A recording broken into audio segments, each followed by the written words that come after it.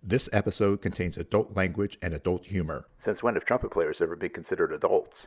If you are easily offended by these types of conversations, consider switching to the oboe. Welcome to the Trumpet Gurus Hang podcast. I'm your host, Jose Johnson. This is part 2 of my epic super hang with Wayne Bergeron and Friends. In part 1, Wayne talked about his battle with cancer. We were later joined by surprise guests Jerry Hay, Frank Greene, Walter White, Dan Fornero, and Gordon Goodwin.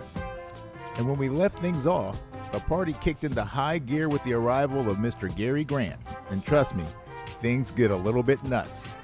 So pour yourself a big glass, pull up a chair, and let the hang begin.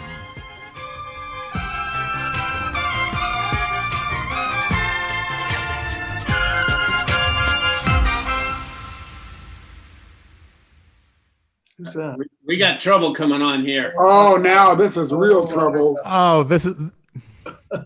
I tell you All right. what. Oh, no. Shit has just gotten real, ladies and gentlemen. It has just got real. Gary Grant is in the house. Hey.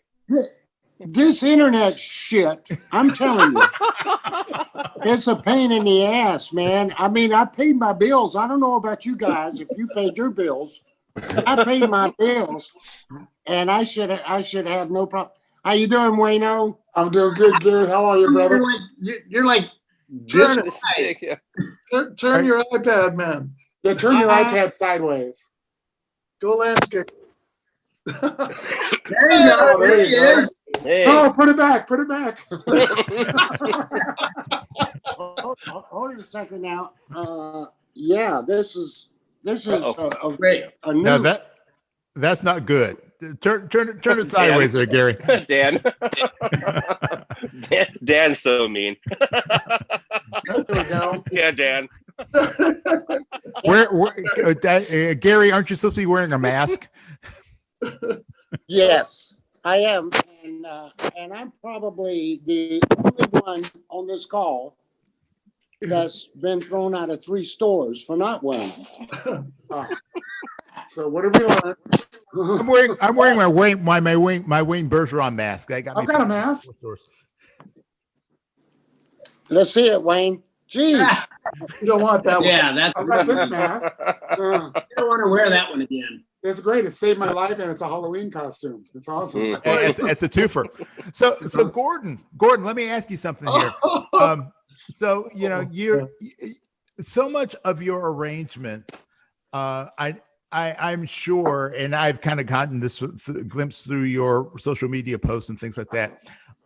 You take into consideration the talents of the people that you have in your band, and particularly at that lead trumpet spot with Wayne. So much of your writing is kind of geared towards the unique abilities that Wayne brings to your organization.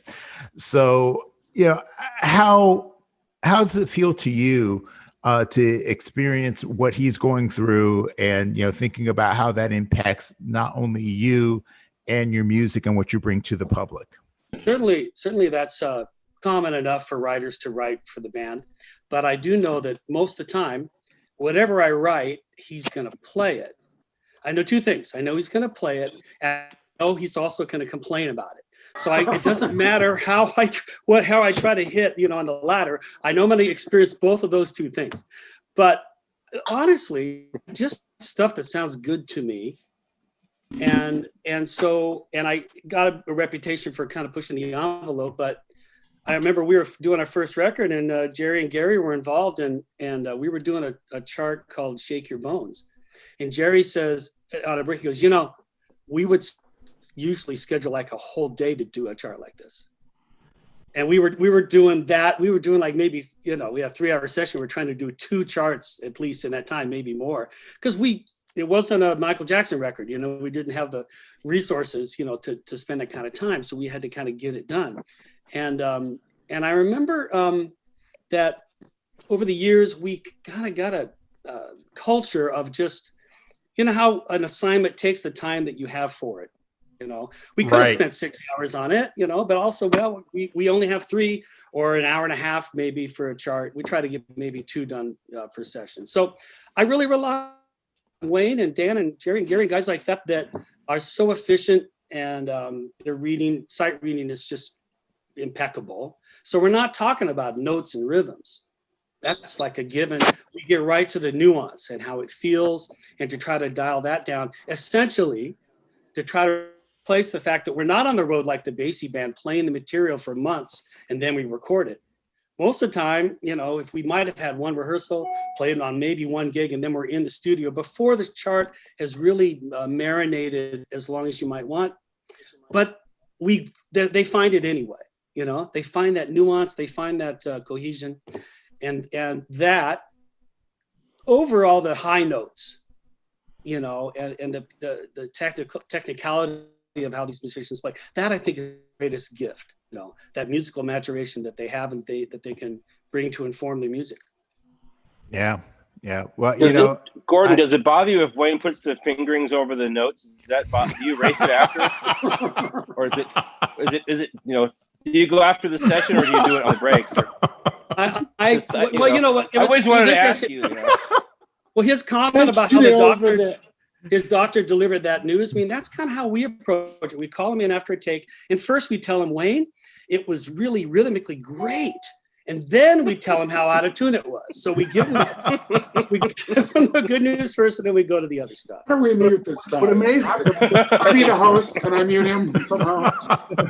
No, the first trumpet book is 100% written with Wayne in mind. And, God help all of us who ever have to play it when he's not there. Because, it's remarkably difficult. But what impresses me the most is when you write something like Horn of Puente or Years of Therapy, where these are Wayne features that are ridiculous. Years of Therapy. I don't know if you've ever heard this, but it's I would consider it unplayable. And he just walks right in there and he goes, "Sure, I'll give it a go." And it's unbelievable, man. Pulls it off. Unbelievable. Remember he did Horn of Puente on a concert. He was doing an AO and that Wayne would put a 1 on top of his A, and I thought that was totally amateurish, might say. This guy doesn't know the finger. Everybody knows it's 1 and 2. And, Christ Almighty! And then he played the shit out of it, and that was the end of that. That's right. And speaking of that, let me show you something. Say it again. Hey, Jose. Yes, Wayne. Let me share the screen for a second. Okay, you got it. Let me hop in here and allow you to share the screen. Screen sharing. Sorry to interrupt you, Gordon. No, it's okay. Let me see if I can do this. Go to where it says security in your thing there, down below, and then you just have to click screen sharing. You got it. Okay, can I do it now? You should be able to. Okay, here we go. Okay, so here's the chart. Here's Years of Therapy.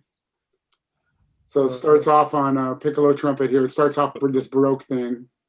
There it is. Here we go. Yeah. And it's a little low, so Gordon wanted it to sound like a toy trumpet kind of thing. So Gordon has apparently never played the piccolo trumpet, so he doesn't know how difficult these fingerings are. I'll go into that. Has Gordon actually ever played anything?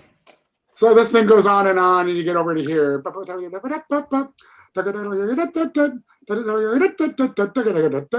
on, and then you get some rest, and then you get some rest, and then it revamps and goes to this thing. And then we're into big band shit. Head, Who's getting head? It's just non-stop. And then you get to solo. Then you get a long solo. Then you get to solo. Do you know what those things mean, Wayne? What are all those like hieroglyphics? I mean, just wiggle your fingers and okay. You play F sharp 6 times, E flat. And then you get a little bit of rest, and you wipe the blood off right here.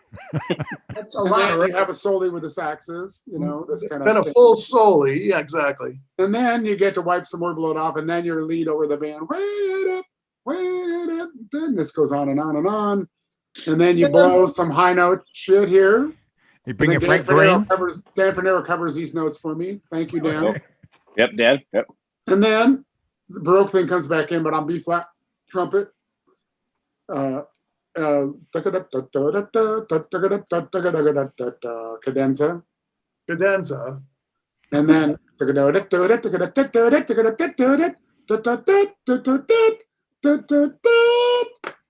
Make it. A. Yep. Hold that. They go Hold bump, bump, bump.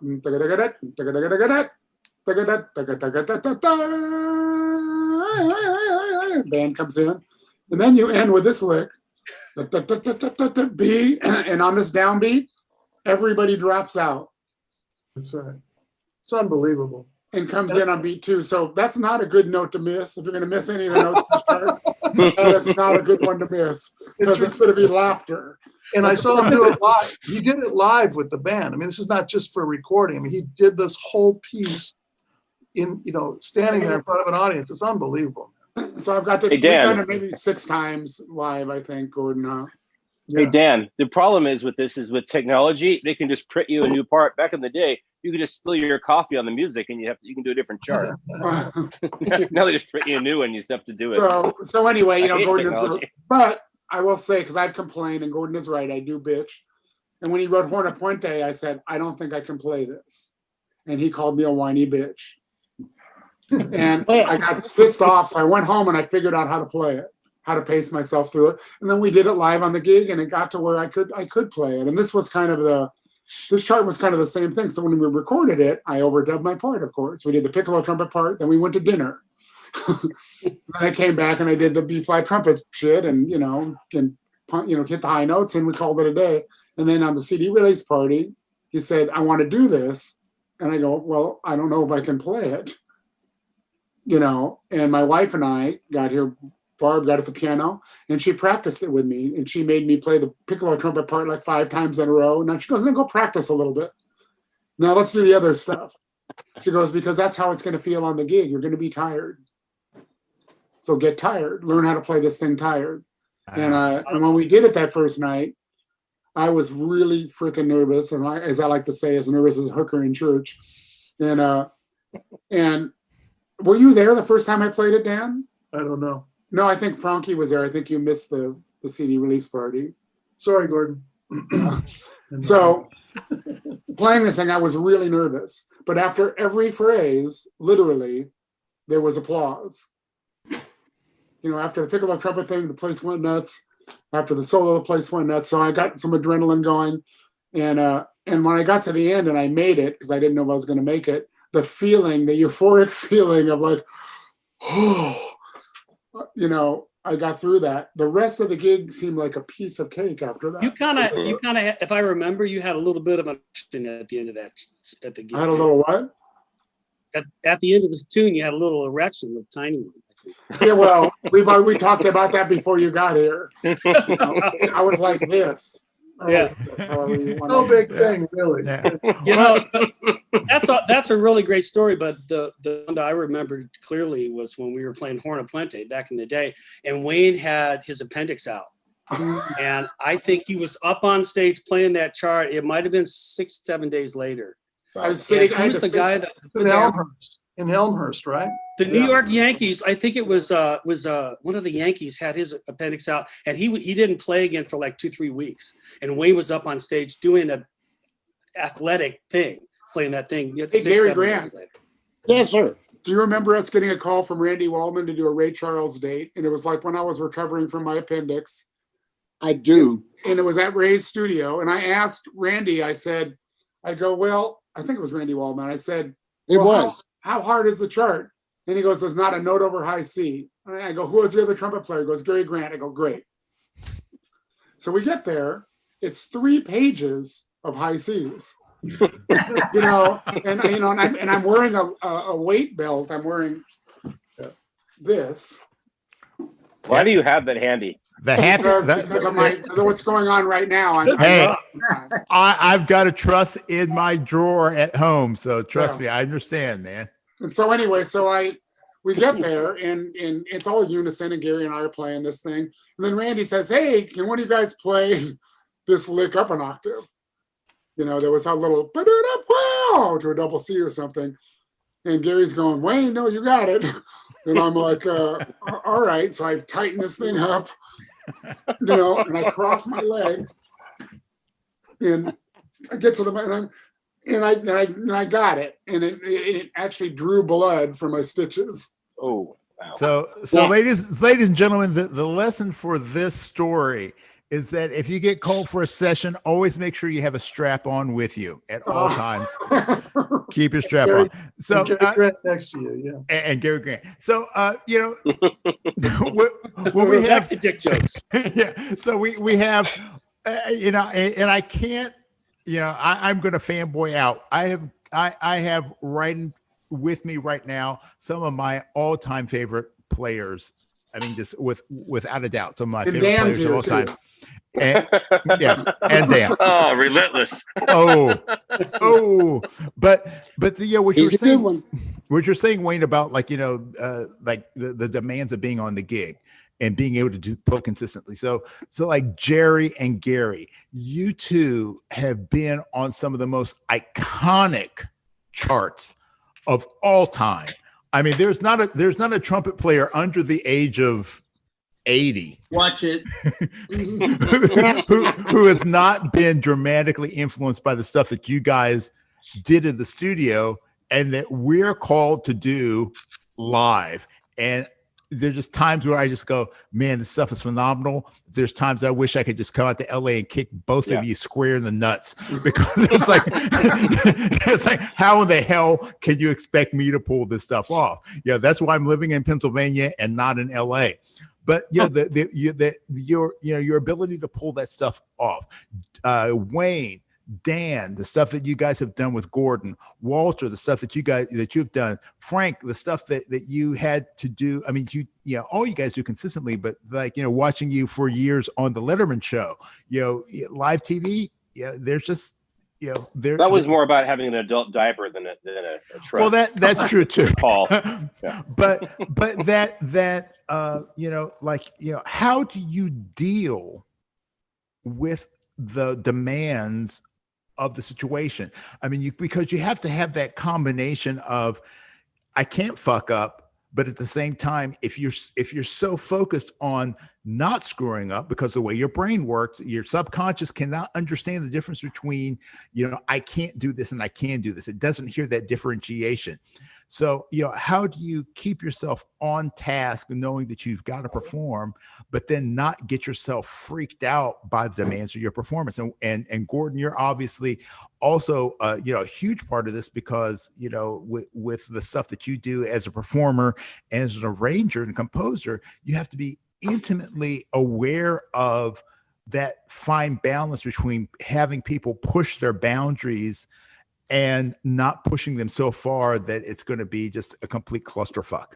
So let's start with Dan Fornero. Dan Fornero for $500. I'm only going to start with it because I have to leave in a couple minutes. I'm sous videing some steaks and they're just about ready. Hey, Dan, if you got to leave, Dan. Come on. Hey, Dan, if you've got to leave, before you start talking, I want to say something about Dan Fornero. Okay. This guy's first of all, he's one of my closest friends. And he fed me through my cancer treatments. He brought me soup every week. But when he came on Gordon Goodwin's band, we went through a few different trumpet players, right, Gordon? We were trying some different people, because Gordon had fired our other lead trumpet player for numerous reasons, and that's a whole nother podcast for another day. He's no longer. Let's schedule it. But when Dan came on the band and started playing, and it immediately felt as best it's ever felt on a live gig. And I looked at Gordon, and Dan had played a couple of lead charts, and I looked at Gordon and I said, this is our guy right here. And since then, Dan and I have had quite a really nice 1-2 punch together on that band, and when he's not there, it's a drag for me, no matter who's there. Even though the players are great, Dan's always got my back. He knows we know each other's playing very well because we played so much together. And, he can sense if I'm tired. He knows to pick up the volume on the unison so I can lay out and all those kind of things. So anyway, I just wanted, because Dan's going to leave, and I wanted to make sure I gave him some kudos on that, because you talk about a wingman, and, I don't think of him as a wingman. He's just an equal player up there and part of our sonic, stuff that we do. That's very good. Thank you. What I was just going to say was that's really nice, Wayne. Thanks. The subject of, can we do this or not? I think that's, since Gordon's here, Wayno, before every single Gordon gig that I've ever done with the band that I can remember, Wayno or I turn to each other and say, "Can we do this shit?" And then the other guy will usually say, "Not really sure, but let's just go and do our best." And that's the best answer I got for you, Jose. And that's really the way we approach it, especially with Gordon's band. You just. But Dan, what's that other remark you and Wayne did? When you would play the shit out of the music and really carve it and burn it down, you would look at each other and say, I'm not going there. What Dan does, what Fornero and I do, when we feel like we've done something pretty well together, we always look at each other and go, like, we give a little sniff, like, oh yeah, we just nailed that shit, But talking about, back against the wall, can you do this? Thank you for having me. I got to run. Wayno, congrats on your good health continued. Same thing for you, Jerry. So glad everybody's healthy and on the good side of the ugly. And Jose, thanks for asking me to come surprise you. I hope you were surprised, Wayno, with all of us. I was definitely surprised, yeah. Room full of heroes. Love you guys, man. Thanks a lot. "Love thank you, you, man. Dan." Love you All too, right, Bye, Dan. Dan. Thanks, buddy. Oh, I thought he'd never fucking leave. Anyway, Asshole. Perfect. but you were Jesus, what a dick. talking about how to get from the gig. I think when We're you're the only back, ones saying anything in this band. Exactly. Walter, we're safe. We're so far from LA. but when your back's against the wall in a situation, adrenaline can take you down, or it can carry you through the thing. And for me, when I get in trouble, there's something that kicks in that carries me through. If I'm nervous or whatever, something, as soon as we start doing it, something changes, like, oh man, I got to do this shit right now. And something changes for the better, and kicks the nervousness aside for a moment, Yeah. And I think most of us experience that at one time or another, when our back's against the wall. Yeah. Well, honestly, the way the brain is set up, because you guys are the musical masters. That's I'm a hack when it comes to this. My thing is the mindset stuff. This is where I shine. And the way the brain works, your brain cannot differentiate between what is anxiety, fear, those kind of things that we put, like, stage fright, stuff like that fear of what's going to come next, and the positive emotions that we relate to things like excitement, anticipation, those positive things. It's just a definition that we put on it because it's the same neurochemicals that are occurring within our brains. Exactly the same. If you look at brain scans, if you look at the chemical signatures of things that are going on in your brain, there's no difference between the fear and anxiety that you have of the anticipated event and the excitement that you have of the anticipated event. So it's all in how you define it. And I think that's crucial, especially for young players or more or less experienced players. We all experience that feeling of butterflies, that feeling of, can I do this? The majority of people give into that and think that that is a sign that you can't do it, as opposed to embrace it and say, this is a challenge and I'm going to step up to it. So all of you, I know this for a fact, even though, I'm not in your heads, I'm not in your hearts, but I know this for a fact. You guys have all embraced that feeling of challenge, and you step up to the plate and you say, let's dance, let's do this thing, let's take it to the next level. So, for each of you, you all have a different way of going through that dance when you're stepping on stage, when you're stepping in front of the mic to do that next take. How do you face that question of, do I run or do I just face this down and just say, this take, you're going to be my bitch? So, well, I'm going to jump in because mine's to a much lesser degree than the rest of the guys in this room. So That's not true, Frank. well, come on now. Hey, We were just talking about Tom Malone. I was telling Jerry, Tom talks about you guys so much. In short, I'll tell you right now, I always tell young students it's good to do a whole bunch of things because you need to, at some point, do a gig you can barely do. The reason I say that is because if things get a little hard or tricky, you can always do that brain trick on yourself, which is if I could do that gig, I can do this gig. I mean, it's like if it's just so hard. But the main thing is I think you have to have a lot of different kind of playing experiences because at some point, like with Letterman, the trick was to don't think about anything because Paul could change his mind in a heartbeat. I had a cue once where Paul said, can you go ta-da on a high F just on cue? Now, I don't know if Paul means high F, RF, or F concert. So I got to look quickly at the keyboard to see which he means because he sometimes could mean both. And then he'd say, can you play Westminster Cathedral on piccolo trumpet? And he starts singing it. I'm going to start getting the piccolo out real quick. And now Dave's interviewing the guest. I'm thinking anything could happen. He says, well, maybe we'll do saber dance and a blues. Frank, your note's this note. And so you're thinking of all that stuff and you've got a chart out and that chart's like 4 pages of continuous playing. And I tell people that with all that in mind, Paul will call something else. So you have to put your piccolo down quick, grab your bass trumpet and start playing that. So if your mind is anywhere in particular, you'll freak out. So the tricky part is to just don't think about anything. Yeah. And know that when it's time to play, you just pick up your horn and it'll just be there in your brain. But I think you have to kind of do a lot of different kinds of things to have that comfort. So I think maybe the trick is you got to do a lot of different kind of stuff. There's no time to get for you. There's no time to get nervous. You're always nervous. Yeah. But that all of a sudden you have to do something. You have to do it right now. They changed their mind. There's no time to think about it and freak out. Yeah. Yep. For me, it's concentrating on the music. That if it's difficult, concentrate on the music, and that'll pull you through. He is not kidding. And I got to say that when I first kind of got to know Jerry and Gary a little bit and did a couple of sessions and watched their focus, and focus, even if it's on one lick, they were not going to let that lick go until they completely had it surrounded, And I'd be like, oh, that was pretty good, wasn't it? Well, let's do it again. They weren't thinking about things like what I have to do tonight or a chart I got to write tomorrow or how do my chops feel. It's all about how can I get this lick as good as possible, And I was just, it really made an impression on me to watch their work ethic and to go at that without fear. Like how much gas I have in the tank, or try to pace themselves like Wayne talks about having to do on a live gig. But in a studio environment, that was really a kind of a epiphany for me to watch those guys commit to it.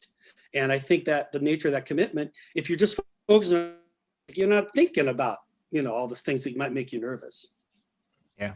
That, and again, that's like my bailiwick right now is the mindfulness world. And that's what mindfulness is all about. It's just being in that moment. You can't worry about what you did a minute ago. You can't worry about what you're going to do the next minute. It's just be here, be present. And like Jerry, you were saying it's the music. And I think sometimes we worry so much as musicians, whether you're somebody like, Wayne, who's getting quadruple scale, or you're that hasn't happened in a while. I got triple scale today though from Jerry. Or you're playing a bar gig for, two drink tokens and some, and some publicity. It's your commitment to just being in that moment and doing what you love, which is creating music, creating this wonderful experience that comes from your heart and touches the hearts of other people. And that's something that you each are so uniquely adept at. So, when we think about how our different experiences come together. So I'm gonna jump over to Walter for just a second. So Walter, you and I recently we've had a couple hangs recently, and you're doing so much with your session work in the Midwest, which is not necessarily, most people don't think of that as being, the center of the recording industry, but you've got so much going on, and you have so many different demands coming your way. And how do you approach the variety of styles that you're expected to play. You know, you're going to be expected to do something that maybe really touches your heart artistically, and then you're going to be expected to play something that, it's going to pay the bill. So how do you go about making that kind of transition between the stuff that really speaks to you as an artist and the stuff that's paying your bills? How do you make that transition mentally? Yeah, that's a good question. Yeah, sometimes, but in this climate that we're in right now, I'm just happy to have anything come across the desk. Recording wise, was working on some video game trailers last week and an animated version of Hansel and Gretel the week before that, and some My Christmas stuff before that, and I'm just happy to have anything come in commercial wise, which is great. But yeah, getting back to that other question before that, and I'll get back to this, but that's one of the things that I think that we kind of learned from Maynard is to stay in the moment and let the energy of the music carry you through that stuff, and not let the worry about, like, am I going to make it through this tune or anything like that. He would just breathe and say, "Oh, it's going to be great," and that's basically that. I think that was the coolest thing that I got from that whole thing. It happens now. It's gone. It's history. We're in the moment, and looking forward to things that are coming. But as far as the assignments go, some of the things can be a drag, and I've actually been playing a lot more bone lately, which is great. I've been using this time to really. I started on tuba, as I told you in our interview thing. Oh, those are my birds. Sorry. I don't know if you can hear the birds in the background. I thought I was in the shower with Anthony Hopkins. I thought it was my dog toy.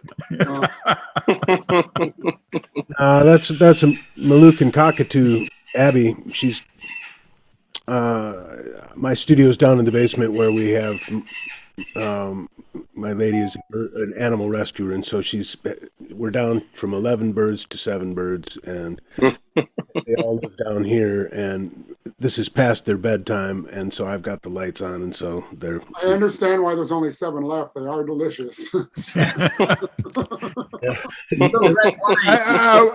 I was going to say something about a cockatoo, but just leave that alone, Wayne. Hey, but anyway, I stuffed my bird this year. But anyway, I don't know if that answers your question, dude. But I mean, it's not like everything can be like an El Giro Jerry Hay tune, right? Hey. No, I mean, I wish everything was like that that came across. Yeah, that's the stuff that inspired so many of us. So Wayno, with the stuff that you've been going through right now and your transition, I mean, you and I have talked. We talked, a few days ago, and you were expressing to me some of the, the issues that you were going through in your recuperation process, and how, your playing is just not where you want it to be. It's not, you're not the Wayne Bergeron that you were prior to this treatment. And this is not a slight. This is just a statement of fact. Because as you go through weight change, you go through all the different things that go on with your body chemistry. Things change. So so many people take for granted that what they were able to do 10 years ago or even 10 days ago is going to stay consistent. But for somebody at your level, where you are in many ways, in terms of trumpet playing, especially in terms of studio trumpet playing, you have become somewhat the gold standard for lead trumpet players around the world. How do you manage this process of rebuilding and redefining yourself? And what are the things that you're doing for yourself? Because I think if people can understand the processes that you're going through, the questions that you're asking of yourself, and the way that you're approaching this is the stuff, more than you know, what mouthpiece do you use, or, you know, what exercises you do every day. This mindset stuff is the stuff that is going to make the difference for so many people. So what are the ways that you're adjusting your mindset to approach the inevitable changes that you have had to incur in your approach to the trumpet to get you to where you want to be next? Well, the pandemic's a bit of an advantage to my mindset in this, because I don't have to worry about a bunch of work. So it actually is an advantage in this thing, because I'm not panicking about, oh, am I going to be able to play this gig? The gigs I'm doing, I can play. I do Family Guy still regularly. It's always pretty easy. So that little bit of pressure has been taken off me. But I have been, I mean, I'm playing pretty well. I mean, I'm pretty strong. There's some things that have changed, and I'm realizing that they're probably changed permanently. Just like where my harmonic break is in my range and things like that. It's moved down. You know, like for instance, high G used to be at the break. High G is now over the break. If that makes any sense. I know it makes sense to Walter and Frank. Yeah. Gordon's going, what the fuck are you talking about? So Gordon's going to write everything at high G and above. Yeah. So I'm dealing with that, and I think it's because I'm not as strong. I'm not creating as much compression. So that's why I'm exercising, and I'm trying to. So, I mean, you know, we just have to kind of face the problems in front of us, and now, so what do I do? So I know I have to practice, but what do I practice? So I'm not sure. So what do? I'm going to go to the next level, and I'm going to call people that might know. So I call Bobby Shue, you know, who's kind of my go-to problem solver for these kind of things, for sure, because he knows a lot about the human body. And so I called him and talked to him about this a little bit. And I just ask a lot of questions from my colleagues and things, and get some advice from different people on how do I approach this. And I also am going back to things I used to do that I had success with that maybe I got away from, like some of the Bill Adams stuff and things like that, and even Caruso and things like that. Going, well, let me do these things again. I used to do them, you know, not religiously, but I used to do them. And matter of fact, I've got a call out to my buddy Greg Wing, who went to IU, and to ask him questions about some of the Adams stuff, because he passes that down onto his, you know, his students. And so I'm just trying to get perspectives of things that work, and things I know are going to be beneficial to my playing, and not just grasping from one person, grasping like, because there's all these things that are valid, you know, in how we do anything. You know, there's always differences of opinion.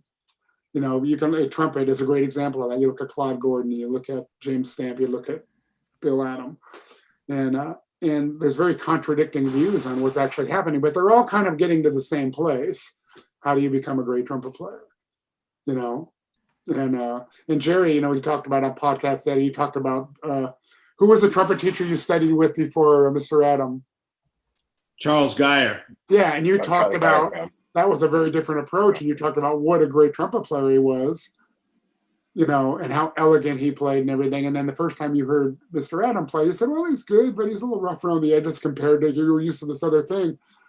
But Mr. Adam brought this other thing to the table for Jerry that even contradicted some of the stuff that he was learning before. And it became the gold standard for Jerry. Right. As far as when he started. So you have to like think outside the box and go, I'm going to listen to what this person has to say. You know, even though it might not be what you think. Yeah. You have to be very open-minded about all those things, I think. And then we find ways of improving. We find ways of incorporating all those things that, you know, that these different people have had to say and put it in one place and go, oh, this can all kind of work. Yeah. So that's how I think about it. Yeah, actually, I was just having some correspondence with Bobby Shue, speaking of Bobby, and Bobby and I were talking about that concept of, you know, Bobby is saying something like, you know, well, this is the way I think about it, and you know, that's just the way I think about it, and that's exceptionally true. And I think so many people have a hard time, and it's mostly driven by ego, that we want to think that we've got it all figured out. But I like to use it's actually a story that predates Rumi, but most people attribute it to Rumi. It's part of Buddhist tradition and Hindu tradition, stuff like that. It's a story about the 5 elephants, or the 5 blind men and an elephant. So the story is that there's an elephant that's brought into a room with these 5 blind guys, and none of them have ever experienced an elephant before. And each of them is touching a different part. So one's touching the trunk, one's touching the tusk, one's touching the leg, one's touching the side, one's touching the tail. And they're each asked to describe what an elephant's like. And, and each one of them is giving a different description. Like the tusk feels like something that's, hard and sharp. And something, the tail feels like something that's like a snake. And the tail, the leg feels like something that's like a tree trunk. So none of them is wrong, but none of them is completely right. And I think in terms of like pedagogy, if you're able to get a result, it's not wrong, because the end result is what really matters. But no one method is completely right, because it only can speak to the person who can understand the concepts. And I think keeping our minds and our hearts open to the variety of ways that something can be expressed are probably the most beneficial thing that you can do. To just blindly adhere to one methodology or to one, kind of concept, it eliminates so much potential. And that's one of the things that I really admire about, what you're doing right now is, you're searching for answers. You're not just grasping at straws, but you're looking for things that have concrete solutions. And if it works, it works. If it doesn't work, it doesn't work. Let's move on to the next one.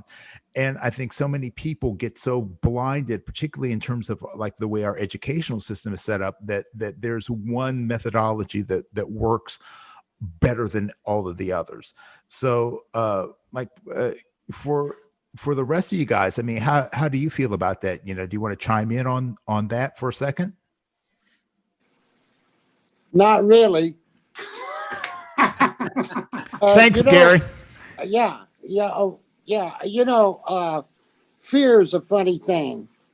We all have to stand up to it. And it's a fear that we make real in our own mind, and usually it doesn't even exist. So by stepping up to that, and everybody here that I've been, especially with Jerry and with you, Wayno. Fuck, Wayno's gone. He said, fuck this. I think he went to the bathroom. It's a potty break. I understand. He's drinking tequila. He didn't have his diaper on. But and Frank, you've experienced that. Walter, I don't know you, never played with you, but I'm sure you've experienced that.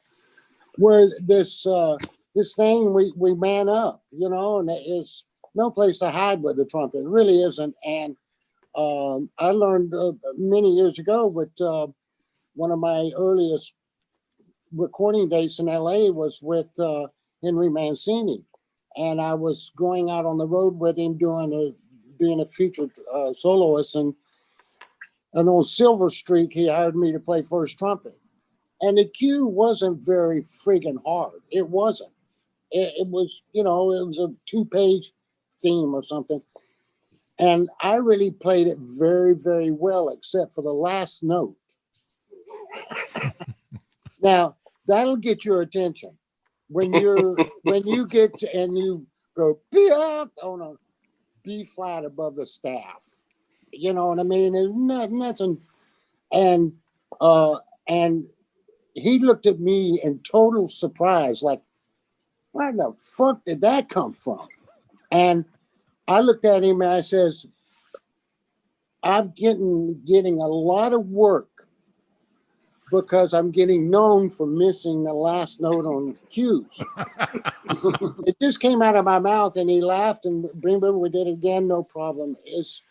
So I learned years ago, and Jerry is so smart that with the way we ran the section, and well, I tried to run it, but Jerry, he really ran it.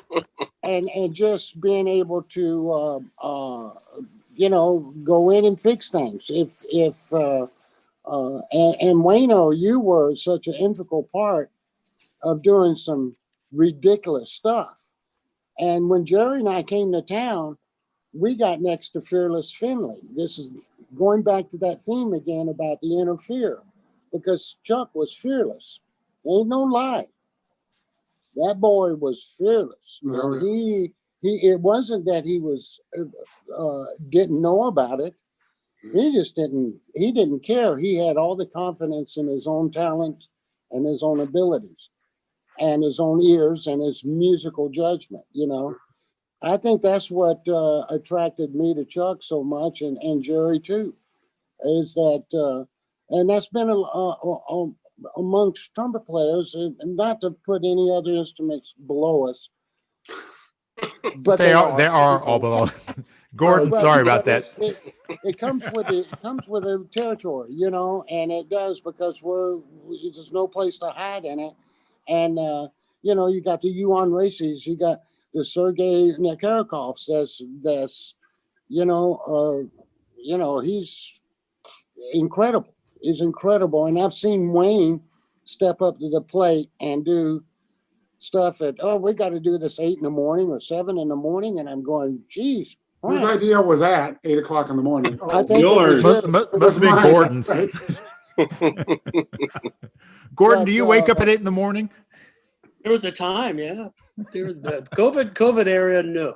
There was a time back in the 90s, and I was working at Warner Brothers doing all the animated stuff on those Spielberg shows, and I would get up and start writing at 8:30 or 9, and I'd pretty much go till midnight because we had the amount of minutes we had to get through, complex timings and all a bunch of 16th notes. It just took that much time. So that was I had energy to do that back in those days.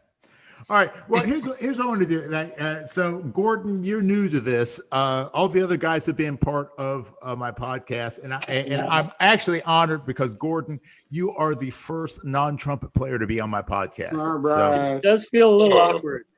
Yeah. Yeah.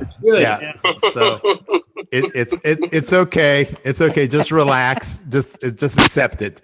But I do this thing. And it's sponsored by my good friend Kenny Robinson's Remedies, of which Walter is the brand ambassador. And I used to be just called a speed study round. This is called the Robinson's Remedies Rapid Fire Round. It's a series of questions, and I just want your quickest response. But because all of you, other than Gordon, have been on the show before, I don't want to use the same questions. So I created a new set of questions that are specific to our guest of honor today, the one and only Wayne Bergeron. Yeah. So I'm going to throw out. Oh, this is going to be scary, ladies and gentlemen. This is like a roast. This is like a Friars Club roast. So and so, Gordon, if you haven't figured it out yet, there is no censorship on this show. So feel free to just be as completely honest as possible. All right, so we're going to go around the horn. We're going to start with Walter, and we're going to go around. Walter, what is your favorite Wayne Bergeron track? The Oh Holy Night, I think, is probably my favorite track. Okay, Gordon Goodwin, what is your favorite Wayne Bergeron track? Probably Years of Therapy. Okay, Gary. Yeah. What is your favorite Wayne Bergeron track? I don't have one. I really don't. They all suck. No, they're all great.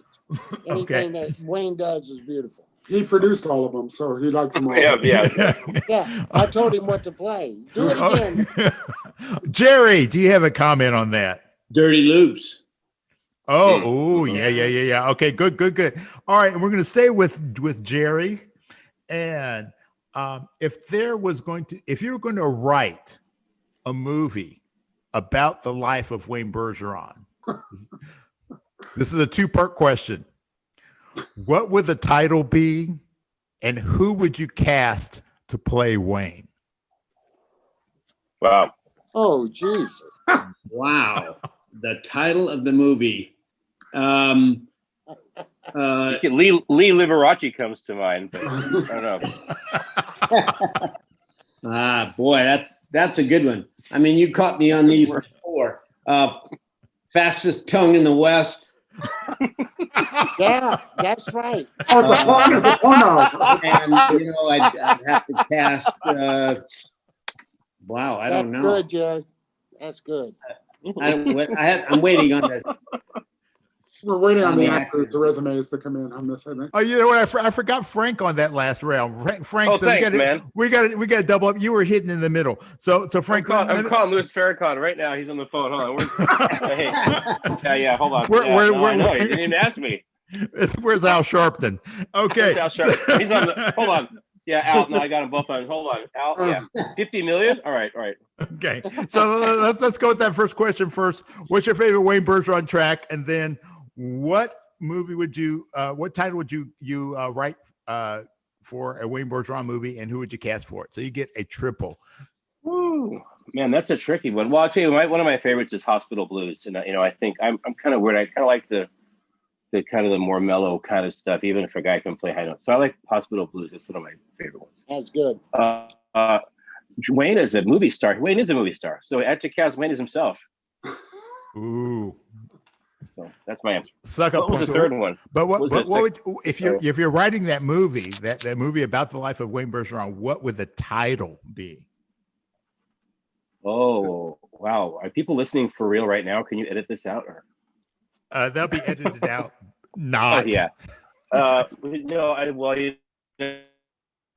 Here's maybe the title will be One Night at Roscoe's. Roscoe's. That chicken and waffles. Maybe Wayne's the only one that gets that It joke. could be a porn movie. It could be called "Is It In Yet?" Yeah. On our way to Roscoe's fried chicken. Welcome to my tuna can. Okay. Oh my God, I'm getting embarrassed here. Gary, let's go ahead and go with that. You're writing that movie about the life of Wayne Bergeron. What's the title going to be, and who are you going to cast as the lead in that role? I'm going to cast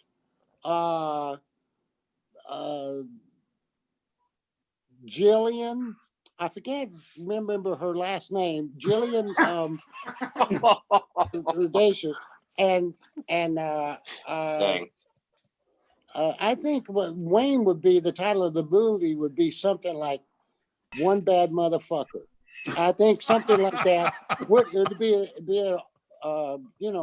be like an adult film for sure. Oh my. Oh, okay. Let's move on to but a good adult film for. Let's see what Gordon's got to say about this. Gordon. I do have a title. It's Wayne Bergeron, Caught in the Act, and there's a story behind the title that I'm not going to tell. But, please, do tell. Introducing Rosie O'Donnell as Wayne Bergeron. Good. That's good. Rosie O'Donnell. Nice.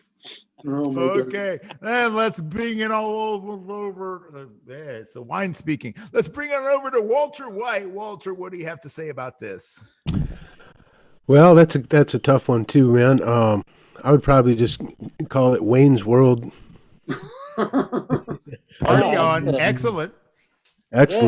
Yeah, and I think Keno would be a pretty good choice for Wayne. Whoa. I was thinking somebody like Carrot Top or Carrot Top, somebody like that. Oh, okay. Now we're gonna get real here. Here we go. What is the one thing that Wayne can do that you wish that you could do as well as Wayne? And let's go to back to Walter for that one. I'm sorry, what was the question? What is one thing that Wayne can do that you wish that you could do as well as him? Pull chicks. Ooh. Oh, Hey, Barb is a hottie. Barb is a hottie. Let me shut the door. That door. Gordo. Well, I'd say that it's one or two things. It's I wish I could drink like he drinks, because it doesn't matter how much he drinks, he never changes his behavior. He just throws it down and he's still Wayne. Yeah, I want to add that one too as well. That's good. If you start your day drunk, then it's exactly. Not a good reputation. I don't know whether you're setting the bar really high or really low. Yeah. Not a good reputation. The other thing, I might trade that out for to have his ability to work with tools, because he can go in the backyard and build, a deck, and he can fix your car, and he can take your computer apart. The guy's really got some game when it comes to that stuff. Okay, Gary, what do you have to say about that? What's one thing that you wish you could do like Wayne? I'd like to have. Oh, you said Jerry. Go ahead. Gary. Oh, go ahead, Jerry. Okay. Well, I would say just be as good a person as Wayne is. He's been great. He's kind of come on with Gary and me and Chuck lately, and shown his respect for what we did, and I appreciate that a lot. So that's I wish I had done that with some of the generation before me, as well as Wayne has done with us. No, that's awesome. Frank, what you got to say? Well, I mean, besides eat Gus's chicken by the gallon, by the half, by the pound, I'd have to agree with Jerry and say just be a nice person like he is. I mean, it's pretty amazing that. I mean, it's like all of you guys on this call. I mean, I feel kind of like you do, Jose. It's like to see you guys on my screen. It's kind of a freak out because I admire everybody so much in this phone call. So I'd say just try to be the kind of people that I see on my screen right now, and so that includes Wayne, obviously. So got to go with that one. Gary, what you got to say? What was the question now, Jose? What is the one thing that Wayne does that you wish you could do as well as him? I'm searching, and I'm not really coming up with anything. They're better than me anyway. So. That's not true. Wayne's endurance, his reading, his feel, his time. I've been there a lot of times when he's led us through the promised land as a player, and and everything. Everybody likes Wayne because he includes everybody. I think that's magical. I really do. All right. Well, now you're going to be the first person to answer this question. What's the one thing that you are thankful to God above for nothing more than the fact that you do this unlike Wayne Bergeron?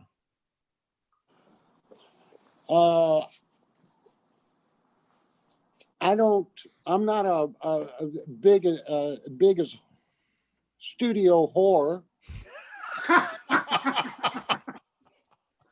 Oh, yes, you are. we all know that's a lie, Gary. We know that's a lie. You've admitted on my podcast that you were a big studio prostitute. Oh, I was. And I just shoot. I never looked at Wayne that way. I'd like to be funny about it, but I just admire everything about him. As we spent 3 records together, and a lot of time there in the back room, and he was always there, always willing, right attitude. Yeah. So what did you guys do together in the back room? Exactly, specifically. That back room is serious, boy. What happens in the back room stays in the back room, Gordon. Okay. Yeah, you should know that by now. Frank, what are you thankful that you do not do like WB? Well, when Wayne's in New York, I always get up around 2 a.m. because I he's strangled down to the West Village and he's got pink underwear on. I got to get him out the street. Besides that, I think I got to agree with. It's embarrassing. I've got video, so I'll send it to you for $5. But there's nothing I could do that Wayne can't do. So I guess I can't really, qualify an answer. But I think that's going to be my answer: is that getting Wayne out of the West Village before the cops get there. All right, Jerry, we know that you can do everything that anybody else can do and better. So what is it that you're just like, oh my God, thank God I don't do this like Wayne? What is it? Drink his bad wine. Oh, ow. Oh man, That hurt. that cut. Man, you are such a Damn. French wine snob. It's like, you're Weasel Piss Napa Valley wine. I fought in your general direction, you son of a city English pig dog. That hurt. Well, truth hurts. Oh my God. I got to come over there and get educated. That's what I need to do. Next session. Right there. Jerry now. I got to go, guys. Wayne, greatest of news. I've been there. I know how great it is to get that news. So, I'm very happy for you. And, I know you're going to come back 100%, if not more. Thanks, Jerry, man. It's great. Yeah. I love you, man. Good to see you. I thank Jerry. Thanks, man. Jerry. Nice to meet you. Finally talk to you, Walter. Nice to talk to you too, Gary. I'll see you later. All right. Love you, man. Bye, Jose. Bye. All right, bye-bye, Jerry. All right, we're going to pass it on to Gordon. Gordon, what is the one thing that you are just most thankful for every night when you go to bed, every morning when you wake up and you go, at least I'm not Wayne Bergeron. So what is that thing? I'm kind of glad I never went to jail.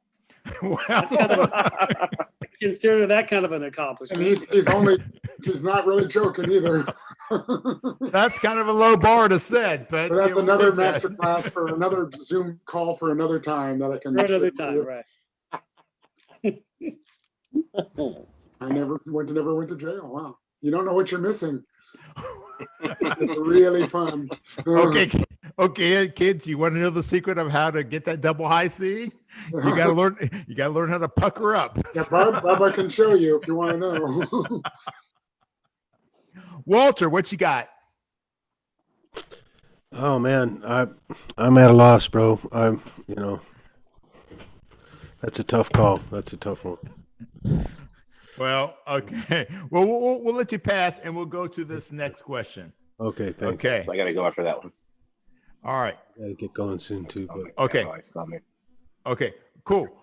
What's the most underrated thing about Wayne Bergeron, in your opinion? is it still on me? Yep, still on you. I'm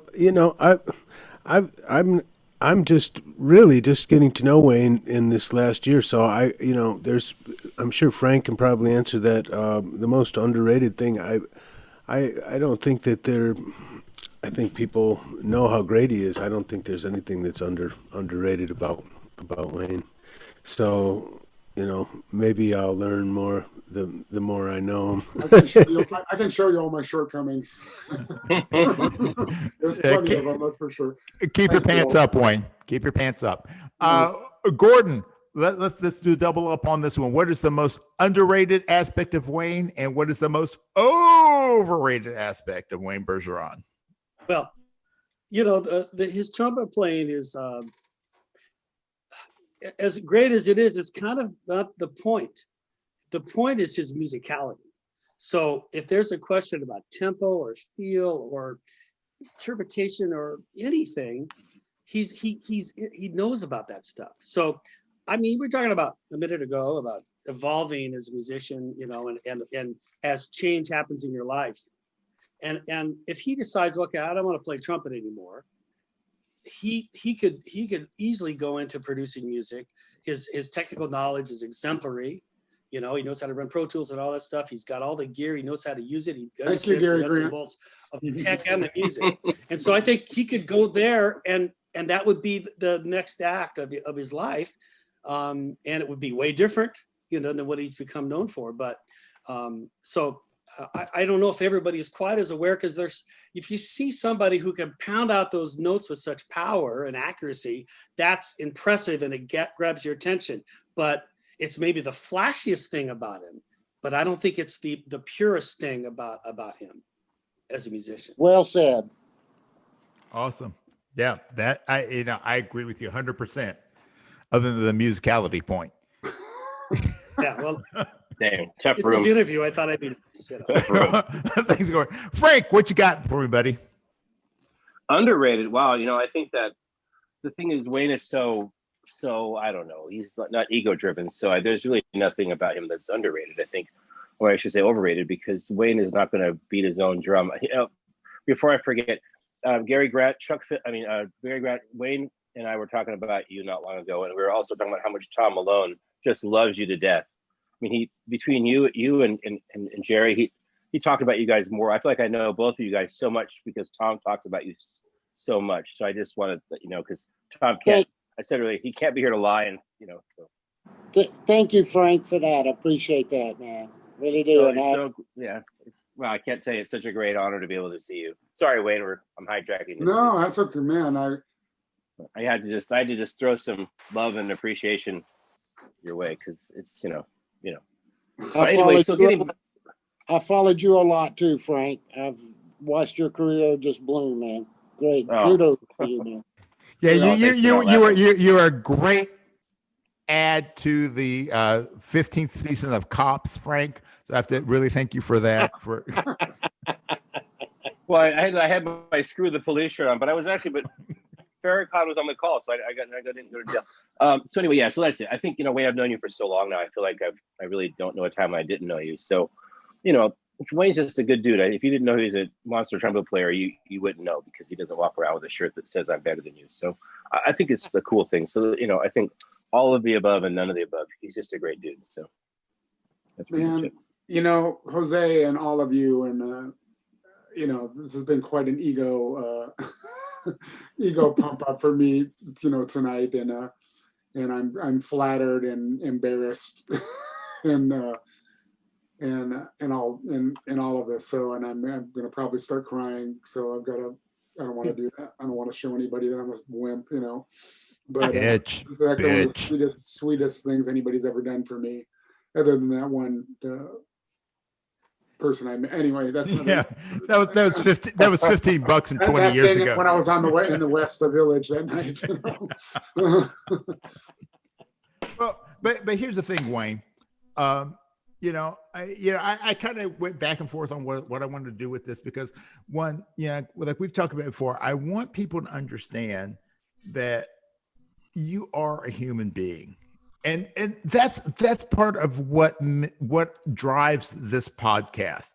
Is I want people to be able, the average trumpet player, to get a chance to talk to the people that they idolize and realize that they're just human beings. They're just the guy that is just a little bit better at what they do than what you do. But we still all put our pants on one leg at a time. I mean, I have to do it 3 legs at a time, but that's a different story.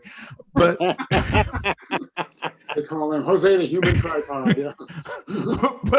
but we're all, we're all just humans, and we're all just trying to do our best to exist on this planet and try to make it a little bit better. So the fact, though, that all of you guys, and for me, this is just, I mean, honestly, I'm just being completely transparent, and it may be the wine, it may be the Cabernet talking, but all of you have been inspiration to me as a player. Walter, Gary, I've grown up listening to Gary. That's how old Gary is. I've grown up listening. He's like biblical. It's biblical. Yeah, I know. It's like dang. It's like Abraham, Isaac, Gary. Yeah, who was president when Gary was a kid? With Julius Caesar. Yeah. It was a price of bread. It was a chicken. Yeah, Frank, Wayne, you guys, this is a Gordon, tough room.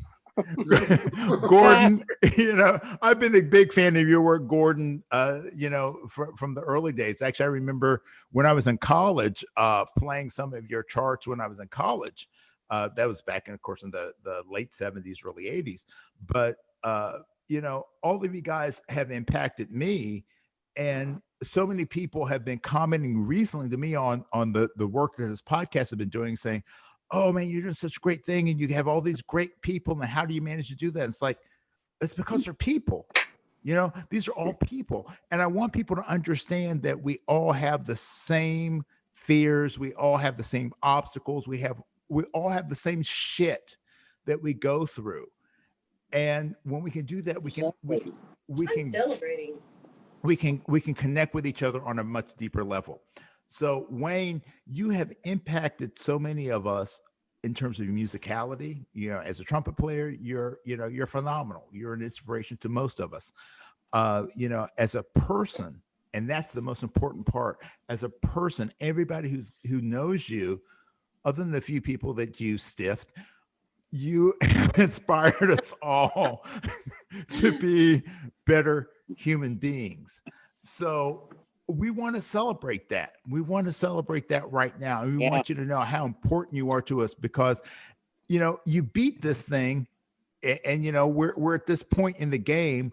But I can tell you from fact, you know, as a cancer survivor, there's not a day that I wake up where I don't realize the fact that my mortality is facing me. You know, I know that every day that there's the potential, even if it's a slim potential, there's the potential that my cancer is going to come back. And if it comes back, the odds are definitely not in my favor because of the nature of my cancer. The odds are not in my favor that I'm going to beat it. And I'm not trying to be a downer. I'm trying to be a realist. But what I'm saying is that every day I wake up and I'm thankful for the fact that I can wake up and that I can contribute. And then that motivates me to contribute more than I would if it was just another day of waking up and just doing my job. And so I know that that's always motivated you to try to do your best. But I think now that you've got that extra edge to push you forward to even do more than you did before, I think that that's going to put you in a position where you're going to be able to create a change in people's lives that are just much more than listen to that fat ass double A that Wayne played on that tune, you know? So I thank all of you for being here and being a part of this and celebrating Wayne. And I hope that if you get nothing else from this, it's not an ego stroke for the sake of just ego stroking you. It's encouraging you to say, you have got a new opportunity laid out in front of you. And the challenge to you is, how badly do you want to kick this in the ass? You know, how much of a difference do you, Wayne Bergeron, want to make in the world other than he's already done that, Jose. He's already kicked his ass. And Wayne Bergeron, I know him like I know anybody on this planet, and he is a doer and a lover of life. And he stands up for the highest standards of human mankind.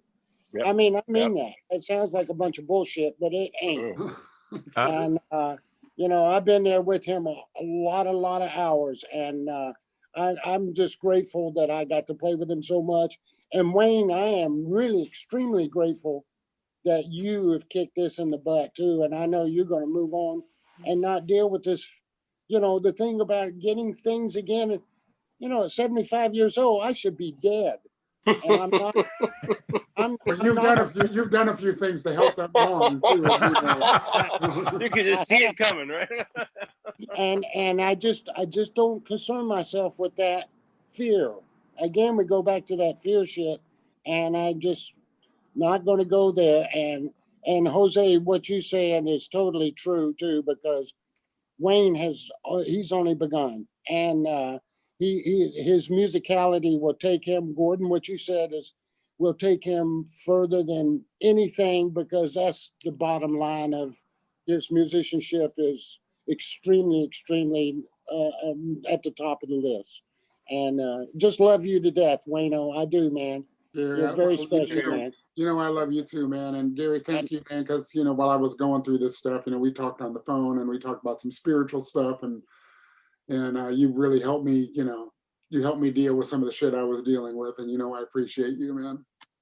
Yeah, man. I think crazy Gary. as it is, I embrace all of it. I think that Gary makes a really good point though, because when you go through hardships, all of us do, and it seems like it sucks, and it does in a lot of ways. On the other hand, it's also an opportunity for growth, and it's an opportunity to learn a lesson. And I can see a difference in Wayne's understanding of his humanity because of going through this, and the fact that he, like you say, Jose, you get up and you go, up today, I feel good and I don't have cancer, and you become aware of the sense of gratitude that we all need to remember, even in a pandemic, and even when the music business is in the toilet and all the shit that's going on. There are always people that are way worse than us that would trade places with us in a minute. Exactly. And so Wayne talks about how he I don't want to cry and everything. But I know I've talked to other friends that have gone through, cancer treatments, and it does tend to kind of bring your emotions out, a little bit more apparent. And, we're in a big boys club where sometimes, raw emotions can be uncomfortable for some people, but I agree with you, Gary. I mean, we don't have enough time to not love each other and tell each other that we love each other and that we appreciate each other. There's not enough time to not say that shit. And so I completely agree with that, and appreciate you all, and appreciate you giving me a chance to come on here. I've known Wayne since we were in high school, and we met in a all-star band thing that we did together, and that's a lot of decades, and I don't know a better musician and a finer person. So it's an honor for me. Yeah, well, that's absolutely the thing, is that I thought about this at one point. It's like, oh man, this is going to feel like too much like a eulogy sort of thing. But here's the thing: most of us wait until it's too late to tell people how much they have impacted our lives and how much we appreciate them. We wait until it's too late to do that. So I don't want people to wait until I'm in the casket to tell me what impact I've had. I want to know right now. And, because that's going to spur me to do more, because I will accomplish more if I know that what I'm doing is helping people to further their lives.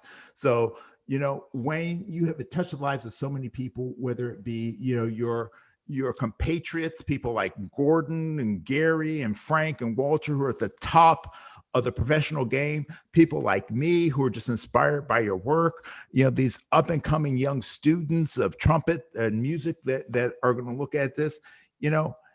Why wait until it's too late to say, Wayne, you're making an impact on us? And don't ever think that for a moment that what you're doing is not making a difference in the world, because it is. Music makes a difference. And anybody who thinks that music doesn't make a difference, you're fooling yourself. Try listening to TV for an hour without music. Try listening to, try driving to work without listening to any kind of music. Even if you're listening to news channels all the time, what are they playing during the commercial breaks? What are they playing during the bumpers? It's music. Music is a universal language. So musicians are important. Support your musicians. Appreciate your musicians. And it's not just about the money. It's about telling people that they are making a difference in your life. Speaking of that, Frank and Gary and Walter, and I wanted to thank you and Wayne, Jose, for the $500 stipend for doing this podcast. We really appreciate that. I mean, these times, right, guys? I mean, yeah, you're paying me $500. Thank you, Frank. Thank you, Gordon. The Venmo thing is. I wanted to make sure I took credit for saying all these nice things. You said them just like I told you to, so thank you. I'm going down the Remember, don't cash mine till the end of the week. So before I head off here, because my wife's waiting for me to eat, we put in a good amount of time here. I want to first of all, thank all of you. I love you to death, man, and I'm flattered and humbled, and I just I didn't expect this, Jose. You surprised the shit out of me, man, and and these are some of my favorite people in the world up here on the screen right now. It's the Ugly Brady Bunch. square here. Who's Alice? Yeah, I'll be Alice. We need Alice's fat ass in the middle. Is what we need, But you know how I feel about all of you, and Jose. I can't thank you enough for doing this, man. You've been beautiful to me. We've been friends for quite a while now. From when I met you when I was playing with Gordon's band the first time, I think. Is that true? Yeah. At the Bowl. Yeah. At the Hollywood Bowl. Was that where it was? Was it the Bowl the Not that first we're time? dropping a name. But I remember hanging with Jose in Pennsylvania. Yep. And anyway, and we've just kind of kept in touch over the years. And then the infamous hang we had with you and Mike Chickowitz and Frank. Oh boy, yeah. In Chicago. Yeah. And my wife was there. Barb was there. We weren't married yet. And, that was in Philadelphia. King of Prussia. That was in Phil. That's right. And the hang was just, we were all piled into that little rental car to go drink, and we've just, we kind of just kept in touch. And people impact your lives. You came into my life a couple of times, and people come in and they stay. Yeah. And so I just want you to know I appreciate you, and thank you for doing this for me, and it really means the world to me, man. Yeah, Jose, good. It really does, man. Thanks, Jose. Thanks for inviting me, Jose, and it's good to meet you, Gordon and Gary. Hadn't met you cats before, but love your work, man. Can I change one of my answers, by the way? I think the movie should be called Wayne Bergeron, Whiny Ass Bitch, starring Rosie O'Donnell. That's the name of the movie. Well, and I have to agree with that. There's a lot of people that could play that part. I would be in first in line. Yeah. So. Yeah. I think Frank would be good for that as well. So. Hey man, what did I do? Hold on a second. Yeah. So anyway, I'm gonna say goodnight. I love you all. You know that, I hope. And Walter, we'll do some more shit together. We were talking about that. And yes, for sure. I'll be sending you stuff, man. If you haven't heard Walter's new CD, you got to check it out, because it's really jaw-dropping, fucking great. The writing and the playing. I just actually, if you want, I just sent a chat link to my Google Drive with all the final mixes of the record on it. Awesome. Great. Thank you for that. Yeah, and I was going to give it to Jerry to check out too. So if one of you guys has his email or whatever, pass this along to Jerry too, because he's split. I'm gonna hit you up, Walter. All right. Well, this is not on the group. This is not on the podcast, but buy or stream Walter stuff. It's fantastic stuff. So anyway, to close us out, Walter, Gordon, Gary, Frank, Jerry, you're already gone. Thanks for coming by. Wayne, thank you so much. I'm just so happy that you have kicked cancer in the ass. Mm-hmm. You are the man, and we are behind you 100%. Trust me, my friend, there's an entire army of people that are cheering for you. And if there's anything that we can do for you at any point, you just need to reach out, brother, because we love you. Thank you very much, Jose. Go Wayne-O. All right, Wayne. Wayne's World. Party on. Excellent. All right. So thank you very much for hanging out with us. Yeah, everybody. And peace and slide grease. We's out. Hey, thank you so much for hanging with us today. This podcast is all about creating connection through our mutual love for the trumpet life. I hope that you learned a few things about today's guest and had some laughs along the way. Don't forget to give us a review. We love those 5-star ratings. And please share this podcast with your friends. We want to see our hang grow for show. Have a suggestion for a future topic or a guest? Hit me up at thetrumpetgurus@gmail.com. Our opening theme was written and performed by Lexi Signor, and all other music comes courtesy of The Greatest Funeral Ever. So in the words of W.C. Handy, life is like a trumpet. If you don't put anything into it, you don't get anything out. So go out there and let your trumpet sound. And I'll see you at the next hang.